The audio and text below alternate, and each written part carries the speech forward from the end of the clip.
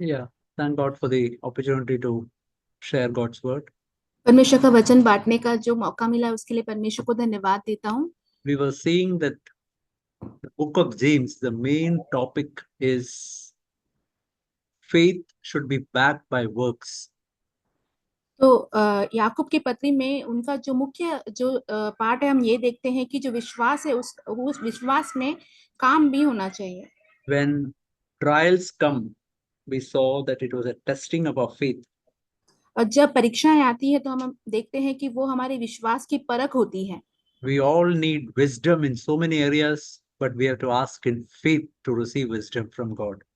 हमें बहुत सारे क्षेत्रों में बुद्धि की आवश्यकता है, परंतु परमेश्वर से विश्वास के द्वारा उस बुद्धि को हमें मांगना है। Last time we saw that trials, testing, temptation is not sent by God. It is always from our flesh, the lust in our flesh, deep, strong desires in our flesh are the things that entice us.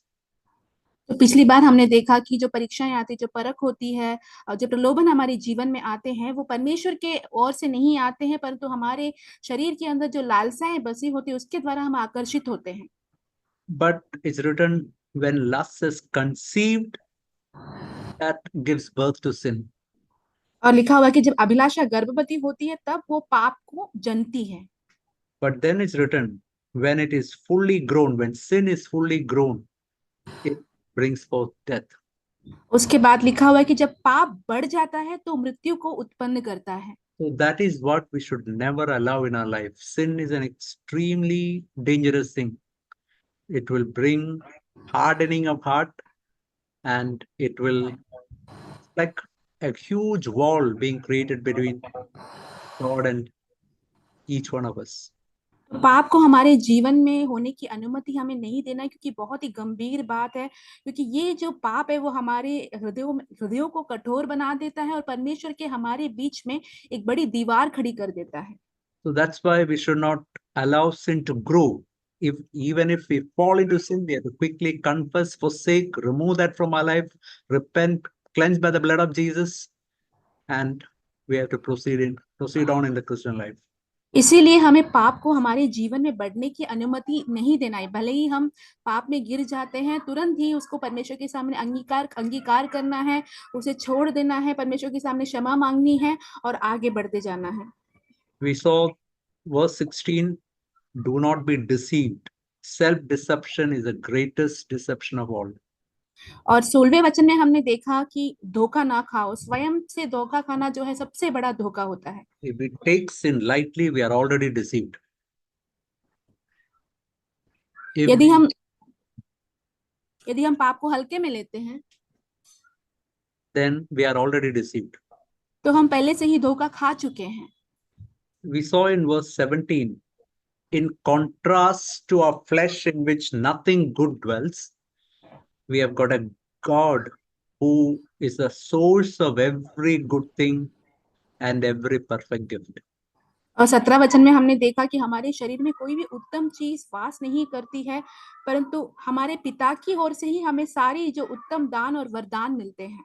So we saw here that every good thing and every perfect gift is from above. तो हमने यहाँ पे देखा कि जितनी भी अच्छे वरदान है और उत्तम दान है वो ऊपर ही से आती हैं। You know which is the greatest gift of all God has given us? क्या आप जानते हैं कि सबसे बड़ा वरदान जो परमेश्वर ने हमें दिया है वो कौन सा है? We read in 2 Corinthians 9:15. हम पढ़ते हैं दूसरा कुरिन्थियों 9वां अध्याय उसका 15 वचन। Thanks be to God for his indescribable gift. परमेश्वर को उसके उस दान के लिए जो वर्णन से बाहर है, धन्यवाद हो। वर्णन से बाहर है, it's indescribable. ये वर्णन से बाहर है, उसको वर्णन नहीं कर सकते हम। What is that gift? वो दान कौन सा है? It is God's own Son, Jesus Christ. वो परमेश्वर का स्वयं का पुत्र प्रभु यीशु मसीह है। You know what is, we often talk about new covenant. You know what is new covenant? हम अक्सर जो है नई वाचा के बारे में बात करते हैं। क्या आप नई वाचा क्या है जानते हैं?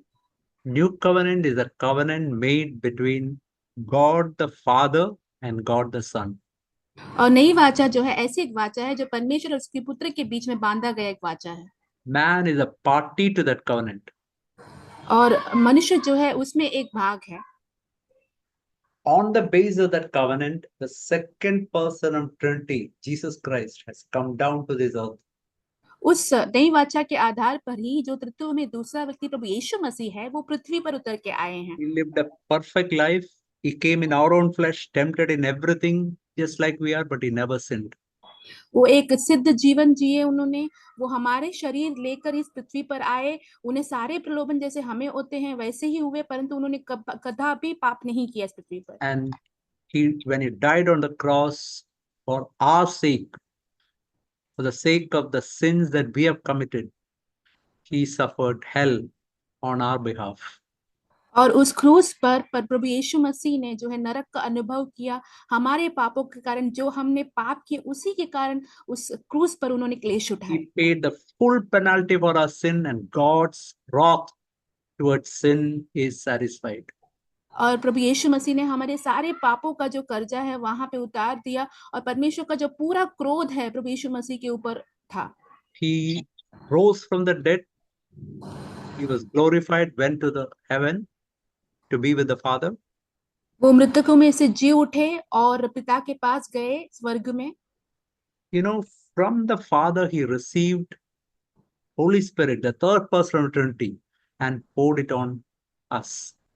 पिता की ओर से वो पवित्र आत्मा जो तृत्व में तीसरा व्यक्ति है उसे पाते हैं, और उस पवित्र आत्मा को उन्होंने हमारे ऊपर उंडेला है। So here is another gift equal to Jesus Christ today given to us. तो आज ऐसा ही प्रभु यीशु मसीह के समान ही एक वरदान है जो कि हमें दिया गया है। You know, to obey God's commandment was a burden all through the Old Testament. देखिए, परमेश्वर का आज्ञा का पालन करना पुराने नियम के दौरान हम देखेंगे तो वो एक बोझ के समान था। But if you read John chapter 14, we see there, if you love me, you will keep my commandments. परंतु यूहन्ना का अध्याय 14 में हम देखते हैं कि प्रभु ने कहा कि यदि तुम मुझसे प्रेम रखोगे तो मेरी आज्ञाओं का पालन करोगे। And then in the very next verse, he says that is in John chapter 14, 15 and 16, if you love me, you will keep my commandments. And I'll ask the Father, verse 16, he will give you another helper, that he may be with you forever, the Spirit of truth, whom the world cannot receive.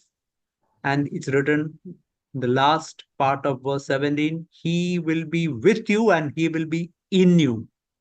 यूहन्ना का 14 अध्याय उसके 15-16 वचन में लिखा है कि यदि तुम मुझसे प्रेम रखते हो तो मेरी आज्ञाओं को मानोगे, और मैं पिता से विनती करूंगा और वह तुम्हें एक और सहायक देगा कि वह सर्वदा तुम्हारे साथ रहे, अर्थात सत्य का आत्मा जिसे संसार ग्रहण नहीं कर सकता, क्योंकि वह ना उसे दिखता और ना उसे जानता है। 17 वचन का आखिरी भाग, क्योंकि वह तुम्हारे साथ रहता है और वह तुम में होगा।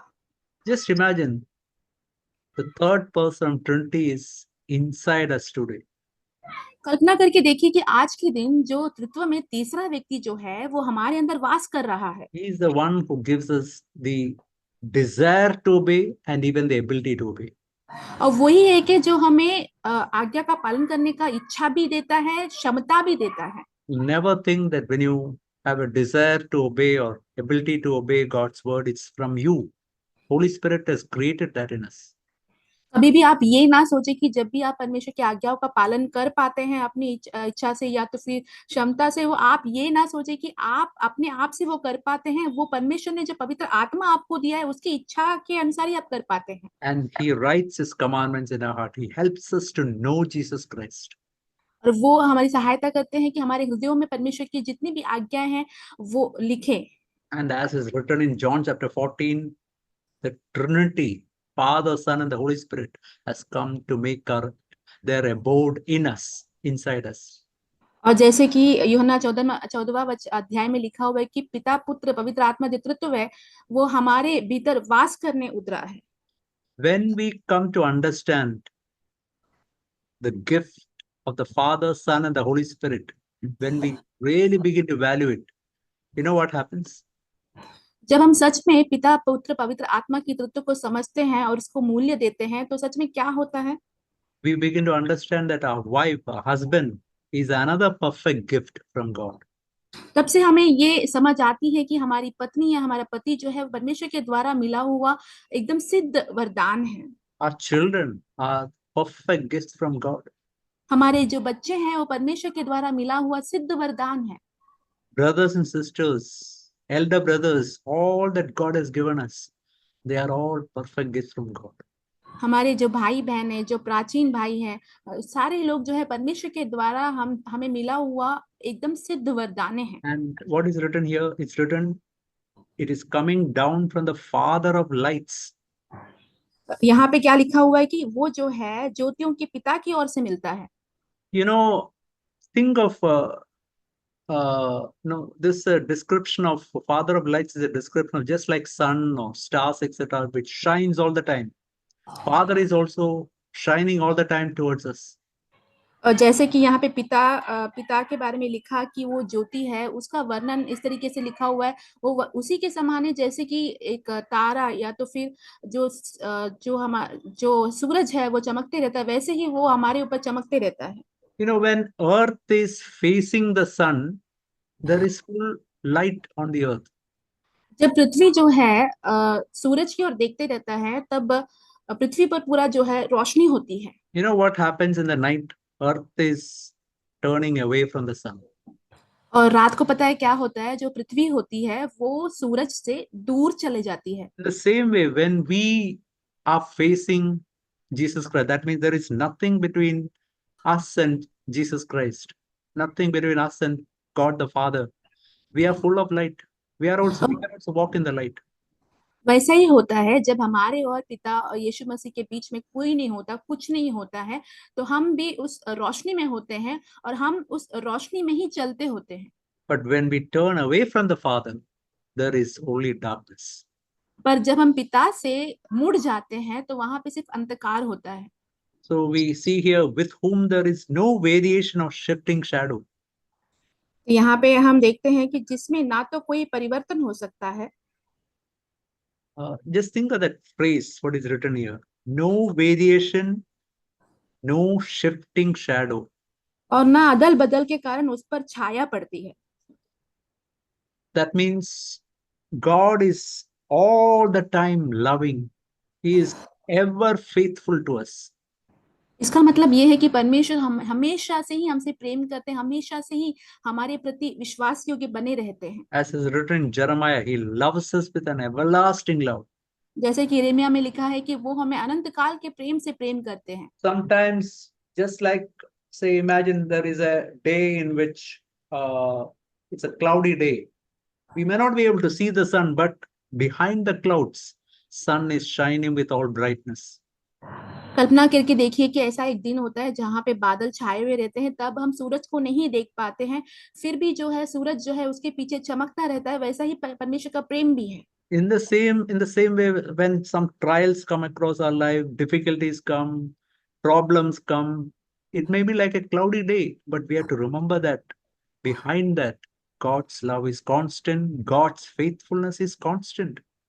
वैसे ही जब भी हमारे जीवन में कष्ट आ जाती है, मुसीबत आ जाती है, तकलीफें आ जाती है, हो सकता है कि बादल छाए हुए हों, परंतु हमें इस बात को याद रखना है कि परमेश्वर का जो प्रेम और विश्वास योग्यता है, वो अनंत काल के लिए एक समान बनी रहती है। My dear brothers and sisters, we should never doubt the love of God.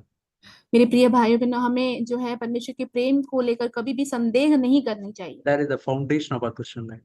हमारे मसीही जीवन की बुनियाद यही है। God cannot stop loving us. Please remember that. कृपया इस बात को याद रखें कि परमेश्वर हमें प्रेम करना कदापि नहीं छोड़ सकते। And whenever a child goes to the father and says, I'm very sorry for what you have done, when we go repentant heart, he just hugs us, he just embraces us.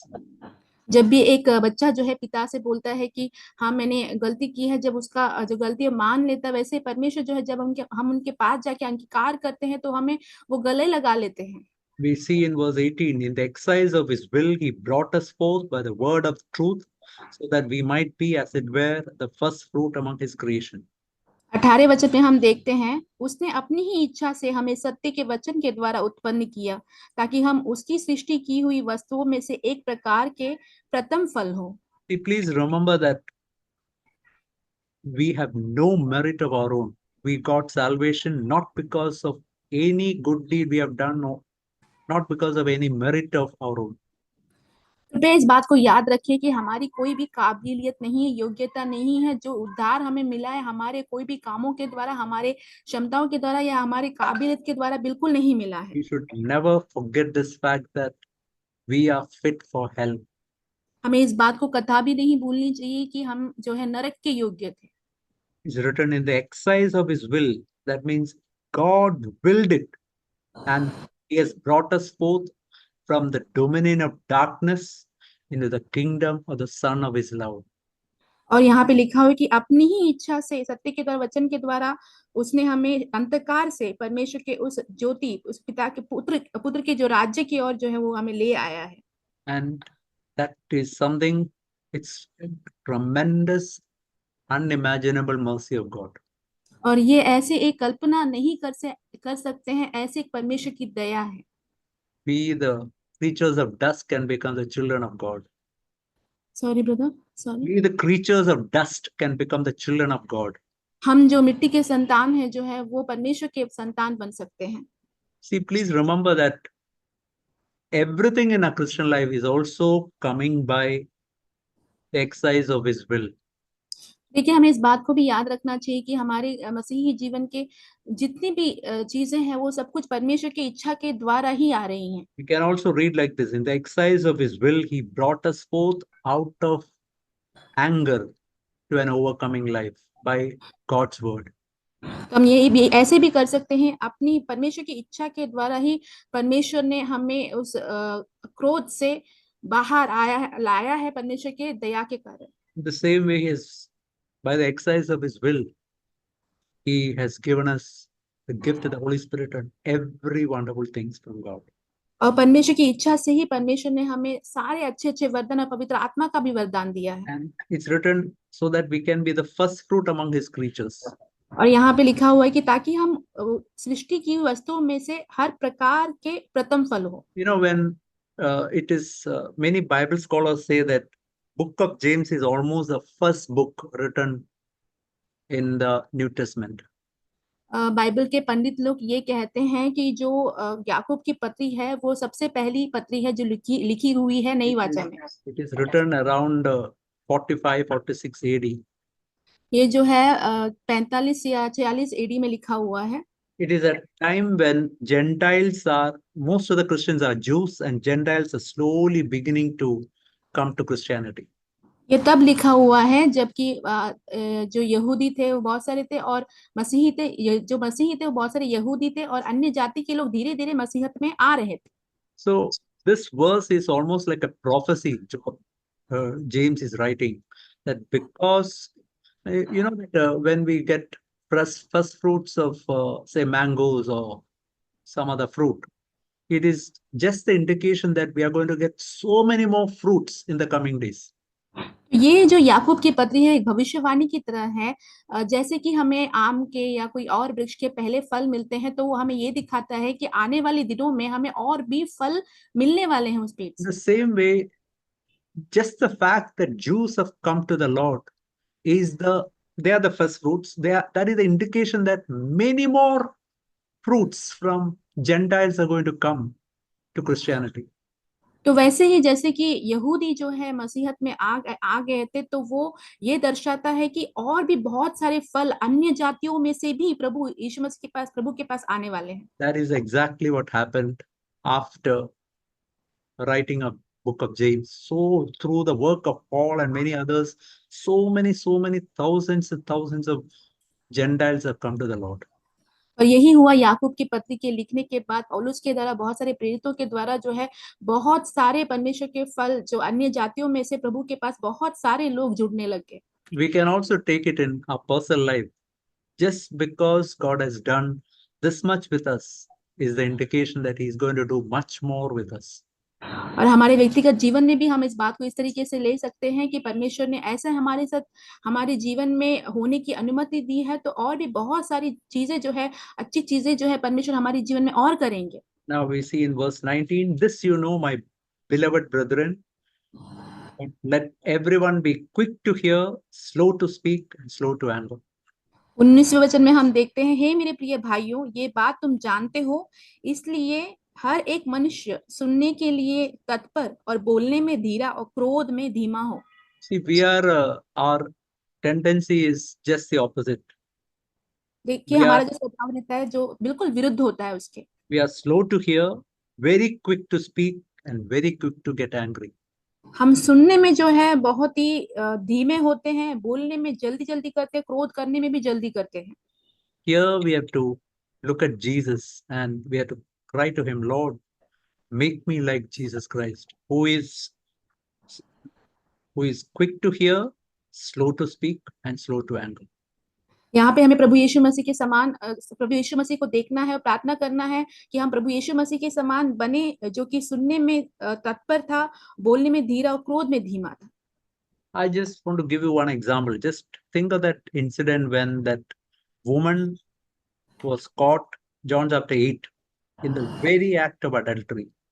तो मैं आपको यहाँ पे एक उदाहरण देता हूँ, यूहन्ना उसके 8वें अध्याय में, जहाँ पे वो जो स्त्री जो व्यभिचार में पकड़ी गई थी उसके बारे में। Pharisees brought her to Jesus and they asked Jesus, "Is written in the law, such a woman should be stoned to death. What do you say?" और फरीसियों ने उस स्त्री को यीशु मसीह के पास लाया और उससे पूछा कि परमेश्वर के पवित्र शास्त्र में लिखा हुआ है कि ऐसे व्यक्ति को जो है पथराव करके, व्यवस्था में लिखा हुआ है कि ऐसे व्यक्ति को पत्थर मार के मार देना चाहिए, तुम क्या कहते हो उसके बारे में? You know what is written there? He was writing on the sand with his fingers. तो देखिए वहां पे क्या लिखा हुआ है कि प्रभु जो है वहां पे बैठे बैठे उस रेती पर, मट्टी पर लिख रहे थे। He was asking the Father, Lord, what should I reply to them? वहां पे प्रभु जो है अपने पिता से पूछ रहे थे कि पिता, मैं इनको क्या उत्तर दूं? God gave one sentence to him. He said, "He who is without sin cast the first stone." परमेश्वर ने उन्हें एक वाक्य में ही उत्तर दिया और प्रभु ने कहा कि जिसने कोई पाप ना किया हो वो पहले पत्थर फेंके। And just that one answer solved the whole situation. और उस एक ही उत्तर ने पूरे जो मामले को जो है सुलझा दिया। Older person to the younger, everybody left the scene. बड़ों से लेके छोटे तक सभी लोग वहां से चले जाने लगे। Imagine one person was bold enough to take a stone to hit at that woman. कल्पना करके देखिए कि एक व्यक्ति वहां पे हिम्मत करता है कि उस स्त्री की ओर पत्थर उठा के फेंके। Jesus would have told the sins he might have committed last week, last month, last year. तो प्रभु यीशु मसीह उसने जो पाप पिछले हफ्ते किए हो, पिछले महीने किए हो, पिछले साल किए हो, सब बोल देते। They knew the consequence of taking a stone. और उन सभियों को पत्थर उठा के फेंकने का जो परिणाम है वो पता था। So they thought it's better to leave this place and go. इसलिए उन्होंने सोचा कि ये हमारे लिए ये बेहतर होगा कि हम इस जगह को छोड़ दें। See, there's a verse in Proverbs chapter 25. देखिए एक वचन है नीति वचन उसके 25वें अध्याय में। Proverbs 25 and verse 11. It's written, like apples of gold in settings of silver is a word spoken in right circumstance. नीति वचन 25वां अध्याय उसका 11 वचन, जैसे चांदी की टोकरियों में सोनहले सेब और हो, वैसे ही ठीक समय पर कहा हुआ वचन होता है। That was how that sentence was. It was an apt, completely apt, right word for that circumstance. तो वहां पे जो कहा गया वाक्य जो है एकदम, वो जो मामला वहां पे हो रहा था, जो परिस्थिति थी, उसके लिए एकदम योग्य एक वचन था वो। And God wants us to also show that character of Jesus Christ even in our life. और परमेश्वर चाहते हैं कि प्रभु यीशु मसीह का वही चरित्र, वही स्वभाव हमारा भी हमारे जीवन में हो। I just want to show you this verse in Psalm 12. मैं इस वचन को आपको दिखाना चाहता हूँ जो कि भजन संगीता उसके 12वें अध्याय में है। You know, this psalm starts like this. Help, Lord. Godly men are ceasing from the earth. Faithful people are disappearing from the sons of men. तो यहाँ पे ये वचन जो है इस प्रकार से शुरू होता है। यहाँ पे पहला वाक्य, हे परमेश्वर बचा ले, क्योंकि एक भी भक्त नहीं रहा, मनुष्यों में से विश्वास योग्य लोग मर मिटे हैं। You know what is the reason why faithful men are disappearing? क्या आपको ये पता है कारण कि विश्वास योग्य मनुष्य क्यों यहाँ से मर मिट जा रहे हैं? It's all because of the usage of tongue. Sorry brother. Because of the usage of their tongue. ये सब कुछ उनकी जो जुबान के द्वारा उन्होंने जो ये बातें बोली उसके कारण है। See, verse 2 speaks of speaking falsehood, flattering lips. With verse 3, speaking great things, and so on. यहाँ और हम यहाँ पे दूसरे वचन से देख सकते हैं कि पड़ोसी से झूठ बोलना, चापलूसी करना, और तीसरे वचन में चापलूसी होठों को इस्तेमाल करना, जीभ से बड़ी बड़ी बोल निकालना, ये सारी बातें। But verse 6, you can see how in contrast to that, how the words of the Lord are. They are pure words, as silver tried in a furnace of the earth, refined 7 times.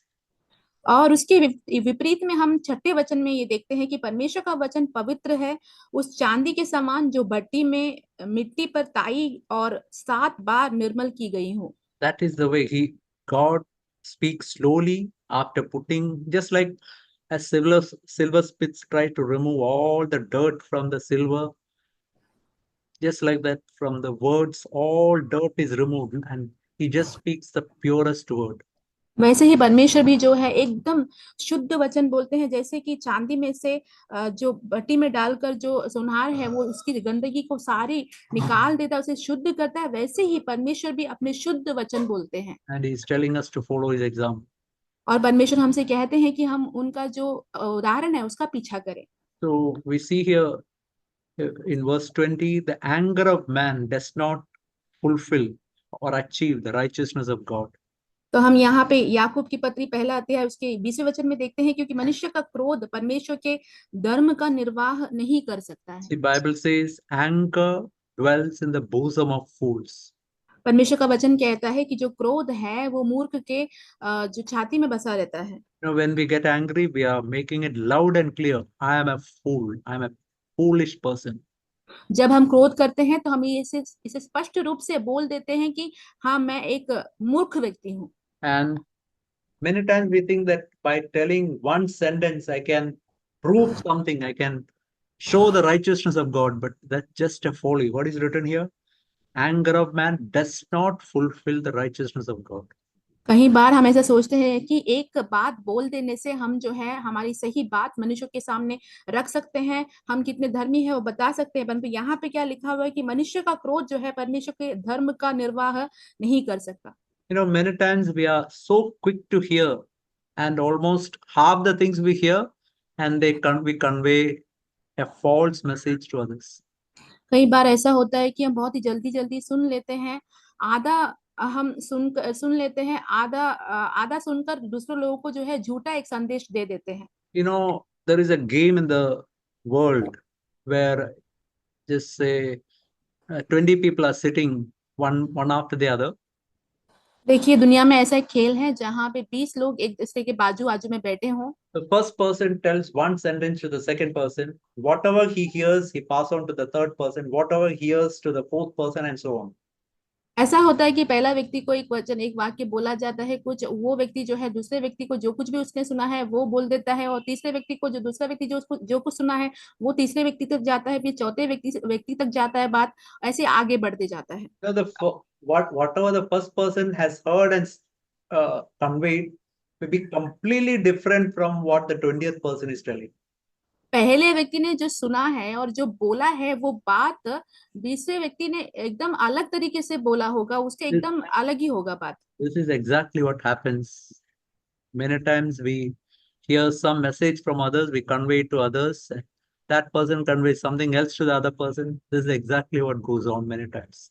ऐसे ही हमारे साथ भी होता है कि कई बार कोई व्यक्ति जो है हमें कोई चीज हमें आके बताता है, हम जो है वो जो संदेश है किसी और को पहुंचाते हैं, और वो संदेश जो है किसी और को किसी और तरीके से पहुंचाया जाता है। That is why we have to be very careful not to pass on any negative message to other people.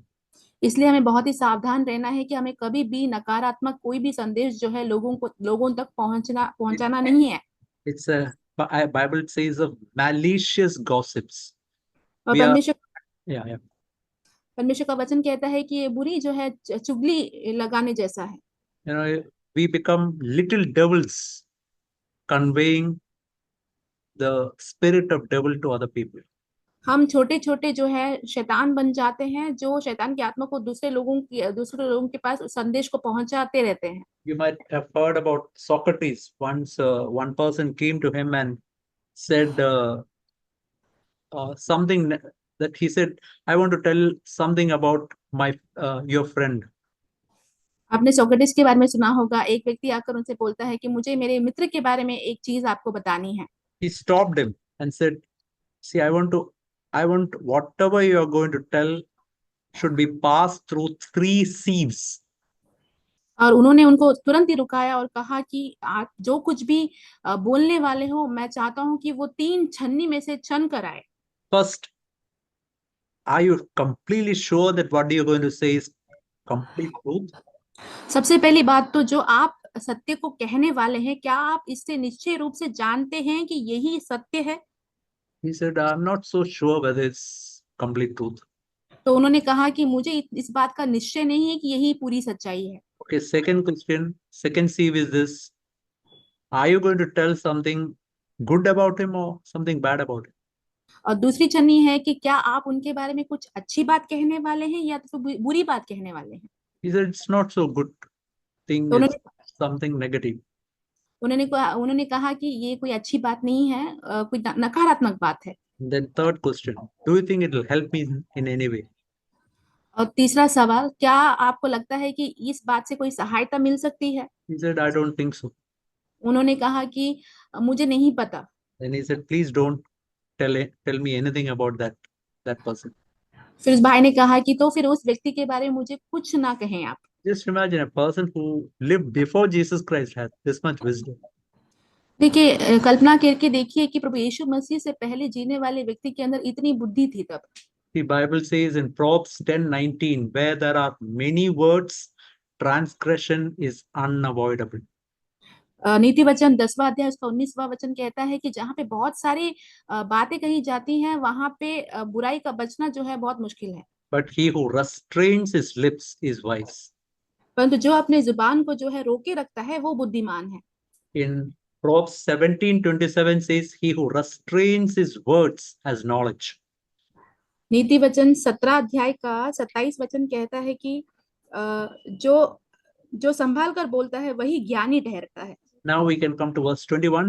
Therefore, putting aside all filthiness and all that remains of wickedness, in humility receive the word implanted, which is able to save your souls. और याकूब की पहले अध्याय के 21 वचन में अभी आएंगे। इसलिए सारी मलिनता और बैर भाव की बढ़ती को दूर करके उस वचन को नम्रता से ग्रहण कर लो, जो हृदय में बोया गया और जो तुम्हारे प्राणों का उद्धार कर सकता है। See, this is a very, very important verse for all of us. देखिए, ये जो वचन जो है हम सभी के लिए बहुत ही ज्यादा महत्वपूर्ण है। It's written, the word of God should be implanted. That means deeply planted inside us. यहाँ पे कहा गया है कि परमेश्वर का वचन जो है हमारे अंदर एकदम से गड़ा हुआ होना चाहिए। And before it, only when it is deeply implanted, it can save our soul. और जब वो हमारे अंदर अच्छे से बोया गया होगा, तो ही वो प्राणों को उद्धार में ला सकता है। Just like a farmer, before he sows the seed, he has to break up the fallow ground. जैसे कि किसान को बीज बोने से पहले वो जो जमीन है उसको फोड़नी पड़ती है। Without breaking up the ground, if he sows in a hard ground, nothing will come up. No fruit will come up. यदि उस जमीन को फोड़ने से पहले उस कठोर जमीन पर उसने अगर बीज को बोया, तो वहां से कुछ भी उत्पन्न नहीं होगा। See, that is what is written here. You have to first of all put aside what is written, few filthiness, no, all filthiness, and all that remains of wickedness. यहाँ पे यही शुरुआत में लिखा हुआ है कि हमें सारी मलिनता, ऐसा नहीं कि थोड़ी बहुत, सारी मलिनता और सारे वैर भाव की बढ़ती को दूर करना है। And in humility, as a needy person, receive the word. और वचन को नम्रता से ग्रहण करना है। So just imagine if I allow one filthiness to remain. Say, imagine if there is one file which is not pleasing to the Lord in my mobile. ऐसे मान के देखिए कि अगर मैंने एक मलिनता, एक ऐसी जो फाइल है जो जो मोबाइल में है, मैंने वो ऐसे रखे रहा है परमेश्वर के सामने, I want to tell you, you need not expect any fruit in your spiritual life. तो मैं आपसे कहना चाहूंगा कि आप कभी भी अपने आत्मिक जीवन में कोई भी फल का प्रतीक्षा ना करें। I allow one disobedience to God's word in my life. The same thing, God, He cannot give me any, I cannot come forth with any fruit in my life. यदि मैं परमेश्वर के आज्ञाकारिता के प्रति कोई भी एक वचन की भी अनाज्ञाकारिता करूं, तो मैं परमेश्वर की आत्मा के फल में कुछ भी नहीं पा सकूंगा, आगे नहीं जा पाऊंगा। You know what is written here? All that remains of wickedness, in the margin is written abundance of malice. तो यहाँ पे इसके मार्जिन में लिखा हुआ है कि ये जो है मलिनता की बढ़ोतरी है वहां पे। See, malice is bitterness. जी देखिए, मलिनता जो है वो कड़वाहट है। See, you know, Saint Augustine said, if you are bitter against somebody, you are eating poison expecting the other person to die. ये ऐसा लिखा है, Saint Saint Augustine has said. Saint Augustine ने ऐसा लिखा है कि यदि आपने कड़वाहट अपने मन में रखी, वैसा ही है जैसे कि आपने जो है जहर खा ली है और सोचते हैं कि जो दूसरा व्यक्ति है वो मर जाए। You are eating poison and you are expecting the other person to die. आप स्वयं उस जहर को खा रहे हैं और आप ये प्रतीक्षा कर रहे हैं कि सामने वाला व्यक्ति जो है वो मर जाए। You keep one bitterness against your brother-in-law, sister-in-law, mother-in-law, father-in-law, boss or wife or husband, anybody. I want to tell you, God cannot bring forth any fruit from our life. आपसे कहना चाहूंगा कि यदि आप अपने पति के आपके जो सास है, ससुर है, पति है, पत्नी है, या तो फिर ननंद है, देवर है, किसी के प्रति, या तो फिर कोई बॉस है आपके, उसकी किसी के भी प्रति आपने कोई भी कड़वाहट को रखी है, तो परमेश्वर के फल आपको नहीं मिलेंगे, आप उसमें बढ़ नहीं पाएंगे, आगे नहीं आएंगे। In Hosea chapter 10 verse 12 is written like this. होशिया 10वां अध्याय उसके 12वें वचन में ऐसे लिखा है, Sow with view to righteousness, reap in accordance with kindness, break up your fallow ground, for it's time to seek the Lord until he comes and rains righteousness on you. होशेया 10वां अध्याय 12वां वचन, अपने लिए धर्म का बीज बो, तब करुणा के अनुसार खेत काटने पाओगे, अपनी पड़ती पड़ती भूमि को जोतो, देखो अभी अभी यहोवा के पीछे हो लेने का समय है कि वह आए और तुम्हारे ऊपर उद्धार बरसाए। See, you want righteousness to come forth from your life? क्या आप चाहते हैं कि धार्मिकता आपके जीवन के आगे आए? The first thing to do is break up the fallow ground. सबसे पहली बात जो आपको करनी है वो ये है कि जो जमीन है उसे आपको फोड़ना है, खोदना है। That is by genuine, complete repentance. वो कब होता है? एकदम ईमानदारी के साथ पूरी तरह पश्चाताप करने के द्वारा होता है। Without genuine repentance from all sin, nothing will come up in our Christian life. एकदम ईमानदारी के पश्चाताप के बिना हमारे मसीही जीवन से कुछ भी उभर के नहीं आ सकता। As Bible says, draw near to God in repentance, he will draw near to us. जैसे कि परमेश्वर का वचन कहता है कि परमेश्वर के पास जो है एकदम ईमानदारी के पश्चाताप के साथ आओ तो परमेश्वर आपके निकट आएंगे। We have to make this 180-degree turn toward Jesus Christ. हमें प्रभु यीशु मसीह की ओर 180 डिग्री तक मुड़ जाना है। That is by repentance. That is to prepare our ground. और वो है पश्चाताप के द्वारा, वही होता है जमीन को तैयार करना। Then when we in humility receive the word which is implanted, that can save our soul. फिर जब हम बोते हैं, यानी कि परमेश्वर का वचन जब हम स्वीकारते हैं, तो उसके द्वारा फल आता है। So we'll continue to think about verse 21 in the next session. Is already nearing 7:55. तो हम आगे का जो 21वें वचन से जो है अगली बार से हम देखेंगे, क्योंकि समय समाप्त हो रहा है इसलिए। So thank you, sister, for the wonderful translation. Thank you brother.